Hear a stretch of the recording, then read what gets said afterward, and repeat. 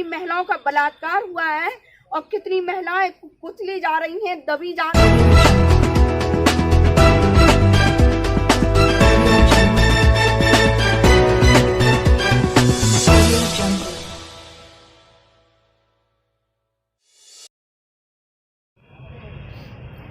Top तक news में आपका हार्दिक स्वागत है और मैं सिद्धार्थ आ चुका हूं आपको लेकर के एक नई वीडियो में। और इस बार हमारा एक वीडियो हमारे साथ आयरन लेडी सविता पाल जी हैं, सुनीता पाल जी, और हमारे साथ आयरन लेडी सुनीता पाल जी हैं और हम इनसे जानेंगे, इनके विचारों को जानेंगे और इनका राजनीतिक दौर क्या रहा है, इन्होंने आज तक क्या राजनीतिक अस्तित्व अपना बनाया है। और ये दिन प्रतिदिन एक सामाजिक सेवा में लगी रहती हैं और इनका निवास स्थान यही 1090 चौराहे के पास है। तो हम इस आयरन महिला जो आयरन लेडी हैं, इनका इंटरव्यू लेने के लिए आज आपको इस वीडियो में लेकर के आ चुके हैं। और चलिए सबसे पहले हम बातों का सिलसिला जारी हो उससे पहले हम इनसे कुछ सवाल करेंगे और इनके बारे में, इनका जो पर्सनल मैटर है, पर्सनल इशूज़ हैं और इनकी जो पर्सनल बायोग्राफी है, हम उसको जानने की कोशिश करेंगे। सबसे पहले हम इनसे नाम जानते हैं। जी मैम, नमो बुद्धाय, जय भीम। सबसे पहले आपका क्या नाम है? मेरा नाम सुनीता पाल है जी। मैं आपसे सबसे पहले मैं एक रिक्वेस्ट करूंगा कि आप थोड़ा सा तेज आवाज में बोलें जिससे हमारे दर्शकों तक आपकी आवाज जो अच्छे तरीके से पहुंच सके। मैं सुनीता पाल हूँ जी। मैं दिल्ली की रहने वाली हूँ, एरसर लालबाग जी। मैंने बहुत अपनी स्थिति गुजारी है। मेरे घर वाले 2004 में खत्म हुए हैं। अच्छा, आपके पति नहीं है? जी नहीं। अच्छा। उसके बाद में मैंने कारखाना खोला था सिलाई का। अच्छा। उसमें मैं सफलता नहीं हुई, लोगों ने हमको सफलता नहीं दिया। अच्छा, सफलता न देने के क्या कारण रहे हैं? किस वजह से? आप एक दबे कुचले घराने से बिलोंग करती थी या आपके साथ किसी ने गलत तरीके का शोषण किया? किस कारण की वजह से आपको लोगों ने पसंद नहीं किया? लोग मेरे साथ गलत काम करने के लिए जो है प्रस्ताव रखते थे जी, लेकिन मैंने वो काम छोड़ करके जब मैं लखनऊ निवास हुआ मेरा जी, मुझे हो गई हैं 18 सालें जी। मैंने जब 18 सालें हो गई तो मैंने राजनीतिक में घुसी। आप लखनऊ अवध में कब से रह रही हैं? मुझे 18 साल हो। 18 साल जी जी। तो आप कब से, एक जो राजनीतिक दौर है आपका कब से चला? आप किस एज में आपने स्टार्ट किया और आपको जो राजनीतिक में आने का सफर कैसा रहा और आपने क्यों ज्वाइन किया राजनीति? कुछ लोग ऐसे ज्वाइन करते हैं जिनके पिता, जिनके दादा परदादा जो राजनीतिक अस्तित्व में रहे हों या जो बहुत ही बड़े सेलिब्रिटीज हो जाएं तब वो राजनीतिक में अपना कदम रखते हैं। लेकिन आप बता रही हैं जिस तरीके से आपका लोग शोषण करना चाहते थे, जिस तरीके से आपको लोग दबाना चाहते थे, उस तरीके से आपने कैसे राजनीति में आने का अपना एक कदम निकाला? क्योंकि मैं अकेली थी, मेरे कोई साथ मेरा भाई आई नहीं दिया है जी, क्योंकि मेरे भाई ने दूसरी शादी करने की सोचा था जी। फिलहाल में मैंने दूसरी शादी नहीं की क्योंकि आपकी जी जी, क्योंकि बच्चे वो भी करेगा, मैं इन तन्हाइयों से डगर गई हूँ जी। तो मैंने सोचा कि मैं अकेली अपनी दम पे कदम पे खड़ी होंगी। तब मैंने इतिहास को पढ़ा। मैं 5 पढ़ी थी। मेरे पापा ने 2012 में एक में शादी की थी, 12 साल की उम्र में। तो मेरी एक बेटी 2004 की है जी। उसके बाद में मेरी बहन 3 में, इस बार में ही मैंने एक बेटी को गोद लिया है जी। और दूसरी बार आप एक जो बेटी को गोद ली है, किसी दूसरे की बेटी को अपनी बेटी की तरह पाल रही हैं जी। मेरी सिस्टर की बेटी है जी। उसके बाद में मैंने बहुत मतलब अन्यायों से गुजारा अपना किया है जी। उसके बाद में मैंने सोचा कि ये लोग ऐसे नहीं मानेंगे, क्योंकि जब मैं जो करती हूँ लोग बेईमानी करते हैं उसको। मैंने पुस्तक उठा के देखी, मैं संविधान को पढ़ती थी, थोड़ा थोड़ा मैं कम पढ़ी थी। फिर मैंने 2016 में बीएससी करी। अच्छा। लखनऊ ग्रामर डिग्री कॉलेज से जी। उसके बाद में मैं आप बीएससी होल्डर हैं जी। उसके बाद में पढ़ के मैं इतिहास को पढ़ा कि मेरी बहन जी ने क्या किया है जनता के लिए, क्या नहीं किया है।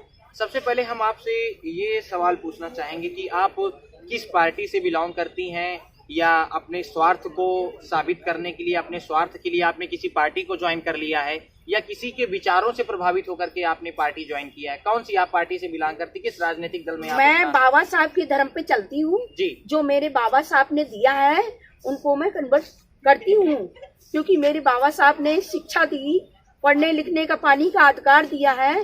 लेकिन मैं उस रास्ते पे चलना चाहती, मैं अपने विचारों को धारा पे नहीं चलना चाहती हूँ, क्योंकि जो मेरे बाबा साहब ने गेट खोला है, संविधान दिया है, पढ़ने लिखने का अधिकार दिया है महिलाओं के लिए, लेकिन मैं उस रास्ते पे चलना चाहती हूँ। मैं बहुत कठिन रास्ते पे गुजरी हूँ, लेकिन मैं आगे बढ़ना चाहती हूँ। जो मेरे साथ में हुआ है वो मैं ही जानती हूँ कि मेरे साथ में क्या हुआ। आप किस राजनीतिक दल से बिलोंग करती हैं? आप समाजवादी पार्टी से या भारतीय जनता पार्टी से या बहुजन समाज पार्टी से? आप किस पार्टी में अपना अस्तित्व रखती हैं? समाजवादी, भाजपा केवल शोषण पार्टी है, महिलाओं का शोषण करती है। जब कोई आवाज उठाती है तो योगी जी उसे अंदर करके कुचल को मार डालते हैं। क्या ऐसा आप जो योगी जी पर या भारतीय जनता पार्टी पर आप ब्लेम कर रही हैं, क्या ये सच में आपके साथ ऐसा हुआ है? सच है, ये सच है, क्योंकि कितनी महिलाओं का बलात्कार हुआ है और कितनी महिलाएं कुचली जा रही हैं, दबी जा रही हैं, लेकिन योगी जी 420 बोल रहे हैं कि महिलाओं कितनी सुरक्षा है। योगी जी निकल के आए, मैं उनको इंटरव्यू दूंगी कि आज महिलाओं के साथ में क्या हो रहा है, क्या नहीं हो रहा है। जो मेरी बहन जी की सुरक्षा में थी आज महिलाएं, वो नहीं है। जी, आप भारतीय जनता पार्टी पर एक ऐसा सवाल उठा रही हैं जो बलात्कार के तरीके का, कि बलात्कार का सपोर्ट भारतीय जनता पार्टी करती है, तो क्या इसके पास आपका कोई प्रूफ भी है आपके पास? मेरे पास प्रूफ है, मेरे पास जी, क्योंकि उन्नाव में हुआ, बेटी के ऊपर पेट्रोल डाल दिया गया, उसके बाद में हाथरस में हुआ, डीएम ने उसके 2 बजे रात में उसको पेट्रोल डाल के जलाया गया। ये क्या है? दुनिया में जो शोषण हो रहा है ये कभी नहीं हुआ। बहन जी की रात में महिलाएं हमारी बहुत खुशहाली थी, सुरक्षित थी, और आज वही। लेकिन हम तो योगी जी की तारीफ ही करें कि बाबा साहब के नाम से एक टीम बना दिया जाए सुरक्षा, जिसमें बाबा साहब का मुंह काटा जा रहा, हाथ काटे जा रहे हैं, क्योंकि बाबा साहब के नाम से तो कुछ कर नहीं रहे। बस योगी जी जा रहे हैं, माला डाल ले रहे हैं, तालियां बजा रहे हैं, इससे कुछ नहीं होगा। इससे हम खुश नहीं है, ना मेरी जनता खुश है, क्योंकि योगी जी ने 6 साल में महिलाओं को, प्रत्याशी को क्या दिया जनता को? केवल एक शोषण के अलावा। तो क्या ये जो आप शोषण का आरोप भारतीय जनता पार्टी पर लगा रही हैं, क्या ऐसा कोई मुद्दा है आपके पास जिससे आपके साथ, आपके पर्सनल जिंदगी में आपके साथ ऐसा हुआ? हमारे साथ हुआ है, यही हुआ झोपड़पट्टी में। ये कब की घटना है आप जो बता रही हैं? ये अगली साल 4 की दिवाली थी। अच्छा। 5 को मेरे घर में लोगों ने मुझे घुस के मारा। मैं 4 दिन थाने में पड़ी रही, वहाँ पे पूछ के दरोगा ने मेरी FIR करी। सुरेंद्र सिंह, दरोगा क्या नाम था? दरोगा का नाम नहीं, ठाकुर थे, और चौकी पे सुरेंद्र सिंह थे, जिन्होंने मेरी FIR नहीं लिखी। 4 घंटा बैठा ले रहे, मेरा सर फटा, मेरी बेटी के कपड़ा फटे, मेरे घर में लोग शोषण करने आए। इसलिए मैं भारतीय जनता पार्टी से बहुत ज्यादा खिलाफ हूँ। तो लोग, सबसे पहले तो हम ये जानना चाहेंगे कि यहाँ पर जो चौराहा है वो भी सुना है कि आपके नाम से ही है, क्या नाम है? हमारा नाम सुनीता पाल है। और इस चौराहे का जो नाम 1090 के आगे पड़ता है उसको किस नाम से पुकारा जाता है? बालू अड्डा। बालू अड्डा जी। तो बालू अड्डा में क्या आए दिन ऐसी घटना सबके साथ हुआ करती है? बालू अड्डे पे आज दिन ऐसी घटना होती। 100 नंबर जो दिए हैं, 100 नंबर वाले कोई सुनाई नहीं करती महिलाओं की। और अखिलेश के राज में बहुत अच्छी सुनाई होती थी, उसके बाद में बहन जी के राज में कड़क सुनाई थी महिलाओं की। तो आपके कहने का मतलब ये है कि भारतीय जनता पार्टी में जो स्त्रियां हैं, जो महिलाएं हैं, हमारी बहनें हैं, उनके साथ गलत तरीके का शोषण किया जा रहा है। और जहां तक आपकी बातों से ये लगता है कि दबे कुचले लोगों को दबाया जा रहा है, दबे कुचले। और जो ज्यादा अच्छा बोलता है उसे योगी जी जेल में डलवा देते हैं। अच्छा, ये जो जेल में डालने वाली घटना है ये किससे रिलेटेड है? आप जो बार बार बोल रही हैं, ये आपके पर्सनल जिंदगी से रिलेटेड है? हमारी पर्सनल जिंदगी नहीं, मैंने देखा है खुद ही, सामाजिक तौर पर। जी, सामाजिक तौर पर मैंने देखा है ना। ऐसी समाजवादी पार्टी में होती थी, और बहन जी के राज में तो महिलाएं बहुत सुरक्षित रहती थी। सबसे पहले एक नाम और आता है आपका कि लोग आपको आयरन लेडी के नाम से पुकारते हैं, हमने सुना है आपका नाम। और सबसे पहले आपके ऊपर एक ये जो मुद्दा उठता है कि आप प्रतिदिन सुबह 4 बजे उठ करके डॉक्टर भीमराव अंबेडकर की फोटो लेकर के अपनी साइकिल में लगा करके आप प्रतिदिन यहाँ से निकलती हैं वॉकिंग पे। लोग यहाँ 1 किलोमीटर भी चलना आज के दौर में पसंद नहीं करते, लेकिन आप हैं जो 25 से 30 किलोमीटर आपका जो प्रतिदिन का काम है कि आप सुबह 4 बजे उठ करके और BR अम्बेडकर की फोटो लगा करके आप प्रतिदिन चलती हैं। इसके पीछे का क्या राज है? आपको कहाँ से मोटिवेशन है? वो तो मेरा काशीराम साहब ने मतलब ये दिया था, सर्जन सुखाए सर्जन हिता है। लेकिन मैं 22 किलोमीटर की कभी कभी करती हूँ, कभी कभी 26 किलोमीटर की करती हूँ। वो क्या बोलते, जो भैया ने बनवाया है पार्क, अखिलेश जी ने, जनेश्वर मित्र पार्क, जनेश्वर से कमांड हॉस्पिटल में 22 किलोमीटर की रेस सुबह सुबह करती हूँ, झंडा लगाती हूँ। प्रतिदिन का मेरा नियम है कि यदि अगर बहन जी मेरी केंद्र में पहुंच गई, अगर भारतीय जनता पार्टी ने बेईमानी ना करी, तो मैं इस चीज का बहुत बहुत धन्यवाद करती हूँ, शुक्रिया करती हूँ। तो आपका जो ये जाने का टाइमिंग रहता है, ये क्या रहता है कि आप कितनी टाइम चलती हैं? 4:20 पे घर से निकलती हूँ। 4:20 पे घर से निकलती हैं। 6:20 पे घर पहुँचती हूँ। और एक सवाल आप पे और ये उठता है कि लोगों द्वारा ये बताया जा रहा है कि आपने कुछ पिछले दिनों में ईवीएम पर लेकर के भी सवाल आपने उठाए थे। अगली साल में जब यहाँ 5 साल का चुनाव हुआ था तो बेईमानी हुई, क्योंकि मैं अंदर के मतलब कोऑर्डिनेटर थे, क्योंकि मेरी ड्यूटी लगाई जाती है। जब मैंने देख लिया कि हमारे बहुजन समाज का वोट आगे निकल रहा है, तब उसको पीछे करके उसके बाद में मेरी बहन जी को हर मुद्दे पे हराया गया है, क्योंकि यही भारतीय जनता पार्टी यही करती है। उसके पास कोई मुद्दे नहीं है, कभी राम मंदिर पे करेगी, कभी कोई मंदिर पे, लेकिन इनके पास कुछ है, कुछ नहीं है। केवल ये है कि लोगों का उसमें लोगों को गुमराह करने का काम, लोगों को गुमराह करने के लिए लोगों के ये बंटवाएंगे, महिलाओं को सिलेंडर बंटवाएंगे। 300 रुपए का सिलेंडर था, आज महिलाएं क्या करें, जो आज महिलाएं 1100 का सिलेंडर आगे छेल रही हैं। लोग, मैंने जिंदगी में चूल्हा नहीं जलाया, आज मैं चूल्हा से खाना बना रही हूँ। आज मेरे पर ये स्थितियां आई, मैं सिलाई करके गुजारा कर रही हूँ, अपने बच्चों को पढ़ा रही हूँ। तो आपके घर में जो एक पैसे का स्रोत होता है, आपका व्यवसायिक स्रोत, वो सिलाई कढ़ाई से है? जी, मेरे यहाँ सिलाई होती है, मैं सिलाई करती हूँ और सिलाई से मैं बच्चों को पढ़ाती हूँ और उसी से मैं आगे को बढ़ना चाहती हूँ। बच्चियाँ क्या करती हैं आपकी? बच्ची मेरी एक LLB कर रही है, दूसरी बेटी मेडिकल डॉक्टरी का कोर्स कर रही है। और इस टाइम पे कुछ जो वीडियोज हैं जो बहुत ज्यादा इस टाइम चर्चित में चल रहे हैं, एक शाहरुख खान की मूवी, जो पठान मूवी आने वाली है, जिसपे सभी राजनीतिक जो बीजेपी नेता हैं वो लोग अपनी अपनी टिप्पणियां व्यक्त कर रहे हैं। क्या सच में वो जो भगवा कलर है जिसमें वो उसका अपमान सच में हो रहा है या सिर्फ एक राजनीतिक मुद्दा बनाया जा रहा है? देखिए, ये कुछ नहीं, ये राजनीतिक है और कुछ नहीं, इनके पास कोई विचारधारा नहीं है, केवल एक राजनीतिक है। कहीं अखिलेश को खत्म करेंगे, कहीं मायावती को खत्म करेंगे, कहीं बाबा साहब का ये बताते हैं कि अगर मेरी 24 में सरकार आ गई तो संविधान को बदलना चाहते। संविधान अगर इन्होंने बदला तो मैं अपने आप को पहले गोली मार लूंगी, पहले तो बदलने नहीं दूंगी, क्योंकि जो मेरे बाबा साहब ने दिया है वो सभी का सबको अधिकार दिया है। हम आपसे ये जानना चाहेंगे कि आप लगभग आप यहाँ पर जो झोपड़पट्टी में रह रही हैं, लगभग आपको 15 से 20 साल हो चुका है रहते हुए। अभी पता चलने में ये आया है कि वो सरकार द्वारा झोपड़पट्टियां भी हटाई जा रही हैं, आप उस पर क्या कहना चाहेंगे? हम यही कहना चाहते हैं कि योगी जी बोले थे कि मोटी मोटी हेडिंग में पेपर में निकाला था कि झुग्गी झोपड़ी कभी तोड़ी नहीं जाएंगी, उनको वहीं मकान दिया जाएगा, उनको जमीन दी जाएगी। लेकिन योगी जी पता नहीं क्या फ्रॉड करते हैं हम लोगों के साथ में, फिर तो कहते कि मैं झुग्गी झोपड़ी सब तोड़ दी जाएंगी। ऐसा किसी की सरकार में नहीं हुआ है, क्योंकि लोग इतने दबले कुचले, वो लोग मारे जा रहे हैं मकान से निकाल। अगर योगी जी ने महिलाओं के साथ अच्छा किया है तो हम उनको बताएंगे कि मेरे बाबा साहब बहुत अच्छे हैं।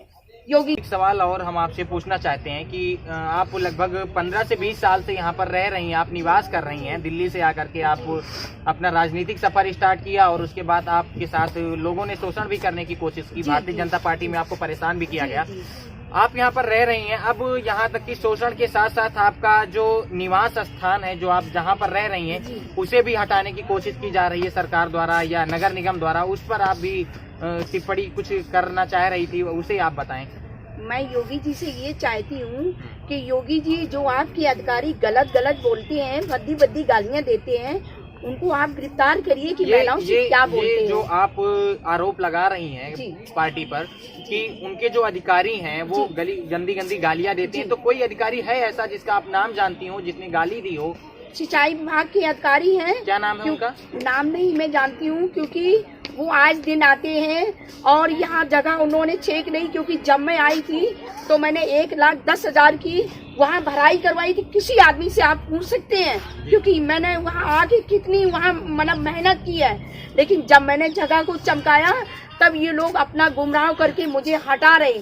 मैं हटने वाली महिला नहीं हूँ, क्योंकि मैं योगी जी की बातों पे चलती हूँ। योगी जी ने ये कैसे कहा, मुख्यमंत्री जी ने, कि उन लोगों को वही मकान बनाया जाएगा, वो जगह पे उन लोगों को वही जगह दी जाएगी, इसलिए मैं हटने वाली महिला नहीं चाहिए। सरकार ने तो स्टार्टिंग में ये भी कहा था कि जहाँ पे झोपड़पट्टी है उनको कभी हटाया नहीं जाएगा, वहीं पर ही उन्हें आवास बना करके दिया जाएगा। ये सारे सवाल माननीय योगी आदित्यनाथ सिंह जी ने अपनी पार्टी जब उनकी जिस दिन से स्टार्ट हुई थी, 17 में उनकी सरकार आई थी, उन्होंने 18 में पेपर निकाला था, मेरे पास उनकी कटिंग रखी है, उसी कटिंग को मैं आगे बढ़ाऊंगी, क्योंकि जो मुख्यमंत्री ने कहा है उसको मैं आगे बढ़ाने की सोचती हूँ। जी, और सबसे पहले एक चीज और आपसे मैं पूछना चाहता हूँ कि आप हमेशा भीमराव अंबेडकर की फोटो लेकर के चलती हैं, उसके पीछे का क्या राज है? आप यहाँ पर भी अंबेडकर जी की फोटो आप लेकर के आई, ले लीजिए, और हमेशा आप फोटो ले करके रहती हैं, ये इसके पीछे का क्या राज है? आप इससे भी जान। मेरे बाबा साहब ने जो शिक्षा दी है, जो मानवता दिया है, पानी का अधिकार दिया है, लेकिन मैं जीते जी इन्हें इनके सर माथे लगाऊंगी। मैं किसी देवी देवता को नहीं मानती हूँ। ये तो हमें पता है कि इन्होंने संविधान की रचना की, संविधान को लिखा, जिन्होंने बाबा साहब ने मेरा भारत का संविधान लिखा है, उन्हें हम कभी बिछड़ेंगे नहीं। जी बिल्कुल। और आपके साथ जो आवाज से रिलेटेड सुविधा प्रॉब्लम हो रही है, आप लोगों को हटाया जा रहा है, उससे उस पे क्या विचार है आपके? वो थोड़ा सा 2-4 शब्द और आप उस पे बोलिए। क्योंकि मेरी आप योगी जी से यही प्रार्थना है कि गरीब आदमी को जो घर से बेघर है, अगर मेरे पास मकान है, जमीन है, तो आप मुझे मत दीजिए, भगा दीजिए। अगर मैं विधवा औरत हूँ तो आप योगी जी, जो आपने कहा था कि मैं वहीं बना के दूंगी, आप मत दीजिए, एक नौकरी दे दीजिए गरीब औरत के, ताकि मैं अपना आगे बढ़ा के चिंतित कर लूंगी। तो आप जहां तक कहने का मतलब ये है कि भारतीय जनता पार्टी से इनकी ये उम्मीदें हैं कि किसी शोषण, दबे कुचले लोगों के साथ वो शोषण या गलत न करें, और जो बाबा साहब भीमराव अंबेडकर का जो कारवां है, आप उसको आगे बढ़ाएं, उसको आगे ले चलने का आगे बढ़ाएं।